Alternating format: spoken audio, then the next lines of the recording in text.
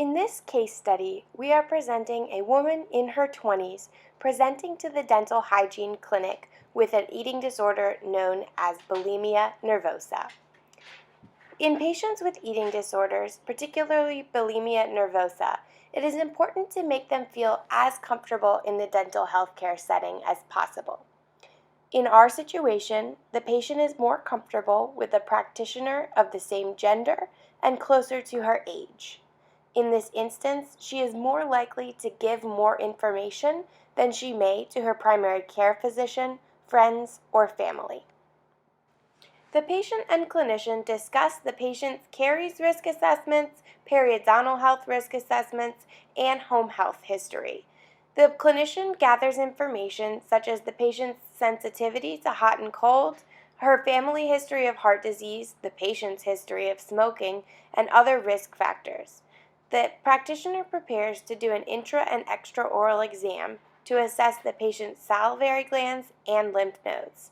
The salivary glands and lymph nodes tend to swell up to 2 to 5 days following a purge. The practitioner will also conduct a thorough intraoral exam for evidence of purging. This can include evidence of cheek biting, aphthous ulcers, and swollen parotid or sublingual salivary glands. All of these findings can help the practitioner trace back when a patient has last purged. Using things like intraoral images and explaining your findings can be a great way for a practitioner to open up a conversation that may lead the patient to discuss their purging habits. Discussing signs of erosion that you see within your patient's oral cavity can be the best way to bring about a conversation where they may disclose their purging habits. Once disclosed, it is important to make the patient feel validated as well as safe. When treating a patient with bulimia nervosa, there are a couple important things to remember. Firstly, patients might have what's called perimylolysis, which is an erosion on the maxillary anterior lingual surfaces. This is very sensitive to patients and can be something that can be treated with restorative work. Additionally, patients who purge typically brush their teeth immediately following a purge. It's important to tell your patients to rinse with water immediately after. The tooth can be sensitive due to the erosion, and your acid pH can be high.